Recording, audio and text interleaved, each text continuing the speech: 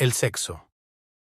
Según los estoicos, al ser defensores de la virtud, el autocontrol y la razón, tenían una perspectiva muy moderada sobre el sexo. Para ellos, el sexo no era algo inherentemente malo o vergonzoso, pero sí algo que debía ser abordado con mesura, responsabilidad y en sintonía con los principios de la virtud.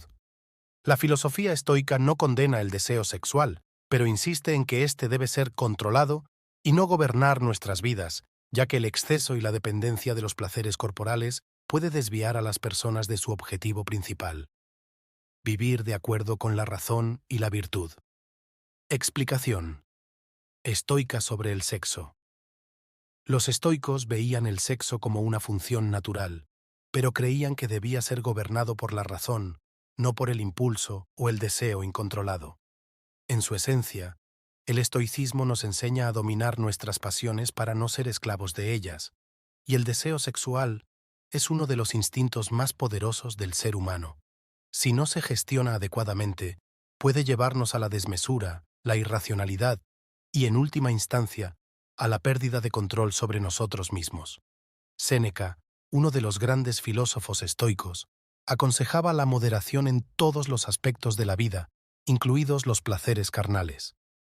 Para él, y para muchos otros estoicos, el placer sexual no debía ser el fin último de nuestras acciones, sino algo que debía mantenerse en equilibrio con el resto de nuestras actividades. El propósito de la vida, según el estoicismo, es vivir de acuerdo con la naturaleza, pero esa vida debe estar guiada por la razón y no por impulsos irracionales.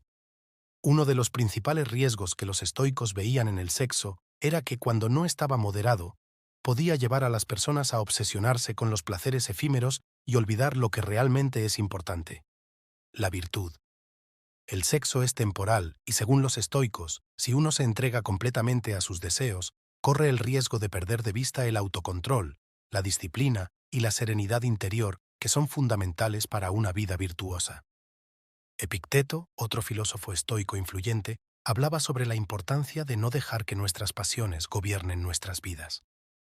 En su enseñanza, el control de los deseos, incluidos los sexuales, es una prueba de fortaleza y autodominio. La verdadera libertad, según Epicteto, proviene de controlar las emociones y los deseos, no de ceder ante ellos. Así, el sexo no debe ser rechazado, pero debe abordarse con un espíritu de moderación, respeto y, sobre todo, autocontrol. Ejemplos estoicos relacionados con el sexo: moderación en el placer. Un ejemplo podría ser alguien que se deja llevar constantemente por el deseo sexual, persiguiendo cada oportunidad para saciar sus necesidades. Desde la perspectiva estoica, esta persona está esclavizada por sus deseos, no está en control de su propia vida. El placer efímero del sexo lo distrae de sus metas y lo aleja de vivir en virtud. En cambio, un enfoque estoico sería reconocer el deseo, pero no dejarse controlar por él. El sexo debería ser parte de una vida equilibrada, no el centro de ella. El valor de la intimidad con propósito. Los estoicos valoraban el sexo cuando tenía un propósito que iba más allá del placer físico. El ejemplo de un matrimonio feliz y comprometido sería un caso ideal en la filosofía estoica.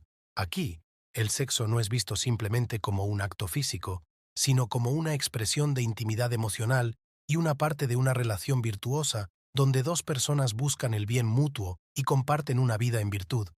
En este contexto, el sexo tiene una razón elevada y no es simplemente un intercambio de placer. El control de las pasiones. Imaginemos a alguien tentado por una infidelidad.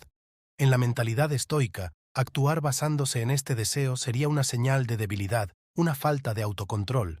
Los estoicos enfatizan que el deseo debe ser controlado, no reprimido, sino dominado por la razón. Un estoico se enfocaría en actuar de acuerdo con sus principios, priorizando el honor y la fidelidad sobre el deseo momentáneo.